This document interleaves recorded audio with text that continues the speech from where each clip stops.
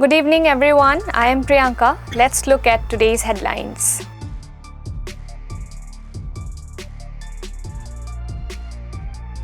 The CBI has named Sandeep Ghosh, the former principal of RG Kar Medical College and Hospital, in an FIR related to alleged financial irregularities during his tenure.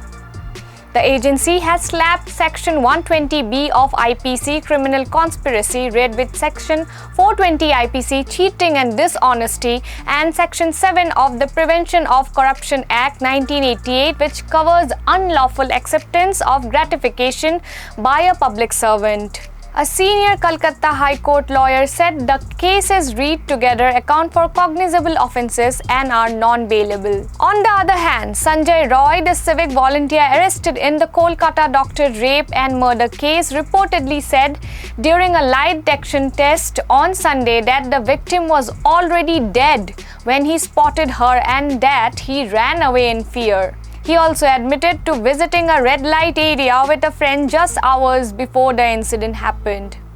He confessed to molesting another woman on the street later that night.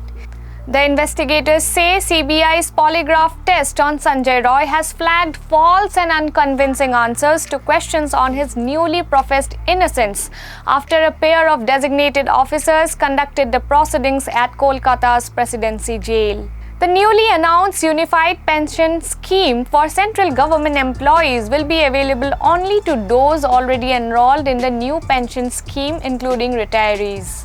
Under this scheme, employees with at least 25 years of service will receive a pension equal to 50% of their average basic pay from the last 12 months before retirement, replacing the market-linked returns of the NPS.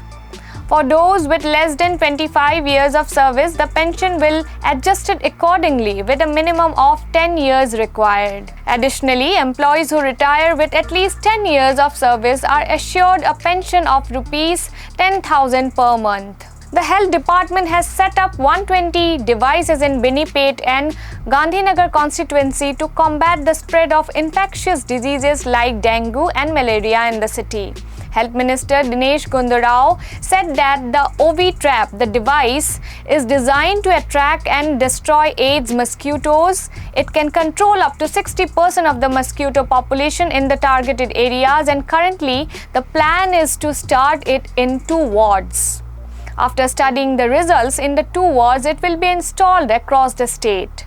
He said that the device is not only effective in controlling Aedes mosquitoes but also in reducing the incidence of infectious diseases such as dengue, malaria and Zika. Housing prices in Bengaluru's Bangalore have skyrocketed by 90% since 2020, making it the top performer among the major cities according to a real estate consultant, Ranaut.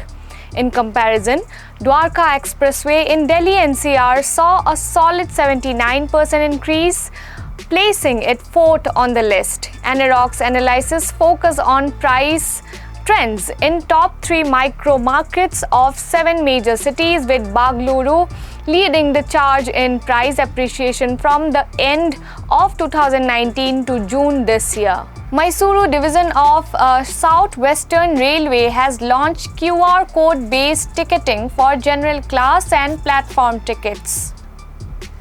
The system is available at 94 unreserved ticketing system counters across 81 stations. In the QR code system, passengers can make payments using their mobile wallets or UPI-enabled bank accounts, eliminating the need for exact denomination. The Mysuru division also set up 25 automatic ticket vending machines to purchase unreserved journey tickets and platform tickets at 12 locations. BJP on Monday distanced itself from Mandi MP Kangana Ranaut's statement about the farmers' agitation and also asked the actor turned politician to refrain from giving such statements in the future. In a video shared by the Mandi MP on her social media handle X, she alleged that bodies were hanging and rapes were taking place during the farmers' protests against the now repealed 3 farm laws. Ranaut claimed that the farmers' protests could have led to a Bangladesh-like situation if strong measures were not being taken by the Narendra Modi government. After that, in a statement released by the BJP, it said, "The statement made by BJP MP Kangana in the context of the farmers' movement is not the opinion of the party." BJP expresses disagreement with the statement made by Kangana. On behalf of the party, Kangana is neither permitted nor authorized to make statements on the party policy issues. Just 8 months after Prime Minister Narendra Modi unveiled the statue of Maratha warrior King Chhatrapati Shivaji Maharaj at a fort in Maharashtra's coastal Sindhudurg district, the structure collapsed on Monday. The incident, blamed on strong winds by Chief Minister Eknath Shinde, has sparked embarrassment for the state government and drawn sharp criticism from the opposition. In response, Shinde has promised to rebuild the statue. Unidentified gunmen killed at least 38 people from Pakistan's Punjab province on Monday in the troubled Balochistan region. The attackers stopped buses in Balochistan's Mosquito district, offloading passengers and checking their identities before opening fire. While the military said the security forces killed 21 insurgents.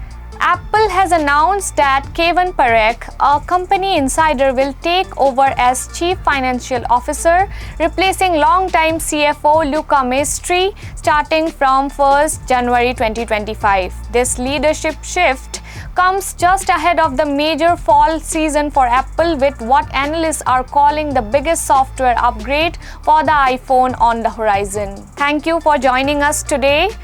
For more such news and updates, subscribe to Daily Salar Digital.